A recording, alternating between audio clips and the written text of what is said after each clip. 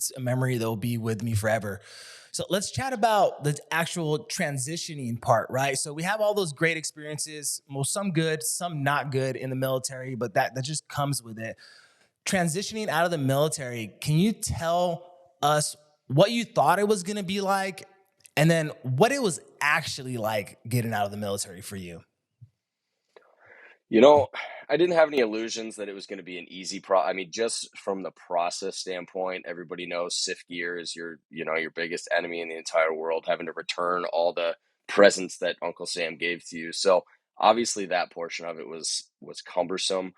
But to be honest, it went really fast. Once you start getting your signatures saying, hey, you're good to get out, that part went fast. And it was almost like a blur to the point where it creates an illusion of like, wow, this is actually easier than it's supposed to be. But you don't really think about that first wake up on the first day that you're not active duty anymore. You go through the process, you sit through the classes that the military puts together for you, love them or hate them, you take them. You know, they set, I don't want to say they set you up in a certain way, but they definitely didn't hit on all the points of areas that you should hit on when you're getting out of the service. They it almost created an illusion that it's not that much work once you get out. It's put a resume together, learn how to talk to people, keep yourself clean shaven and well dressed, and you'll get a job. Granted, that is the case, but there's a lot of extra work that goes into it that I don't think was hit on quite as much as you would have expected it to. Obviously, when you're going through it, you think that it's adequate because it's all you know, right? It should be down to a science. It should be, hey, these guys know what they're doing. This is exactly what I need to do. And to a point, 100% correct. You get the resume cleaned up, you talk to a recruiter, you talk to the resources that they give you. That's great. But as I said, on day one, when you wake up and you're like, you know what?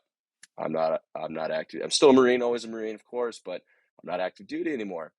Now I have to find my own food and I have to buy my own clothes and I have to pay my rent. And, you go through that process and it becomes very, very overwhelming where they hit very well on the personal piece as far as, hey, be ready to hit the workforce.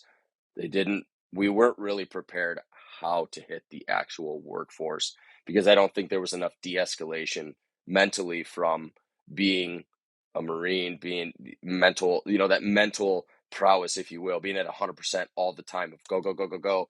Well, after that, you need to learn how to throttle that back.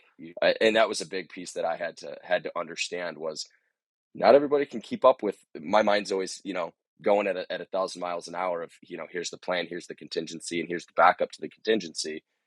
You don't have to operate that way all the time. And it saved me a lot of heartache understanding pump the brakes. Life, you only get it one time, and it doesn't always have to go so fast. So understanding what it's actually gonna be like when you get out of the service is, I would say, the absolute key to success for anybody is, understanding that the only person that's going to push you forward is you.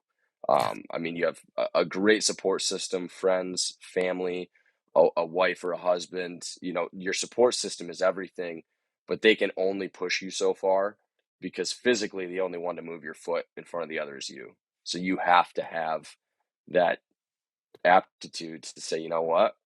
All right, it's time to push on to the next thing. It's time to find my path, find my route, and and kill it. Go for it.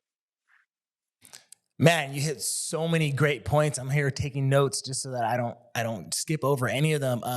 I think the No, military absolutely. is down to a science, right? There's a checklist on how to get out. Turning your SIF gear, turning your ID, go through the class, go through the process. But what you hit on is that day one when you wake up and you're no longer active duty.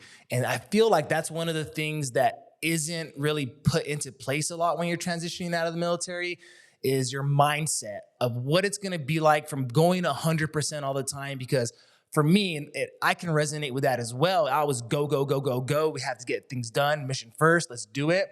The civilian world, they can appreciate that in a job setting, but it's not really replicated by everyone. And so you're left kind of lost, or at least I felt lost because I thought it was Yep. just the way. And it's not that way. And so you have this checklist of things to do, but the reality of what it's going to be like, it doesn't really hit you. For me personally, I remember it being 2.5 years later when I was like, oh, wait, like I'm a civilian. Like I'm not active duty at all. And I knew I wasn't active Yep. duty, but it was just that mindset kind of was like, okay, like slow down. What are you doing? Where are you going? Like no one's gonna come to Yep. save you, right? So like, what do I want my life to be like? And at what pace am I gonna do it? So great points that you touched on. You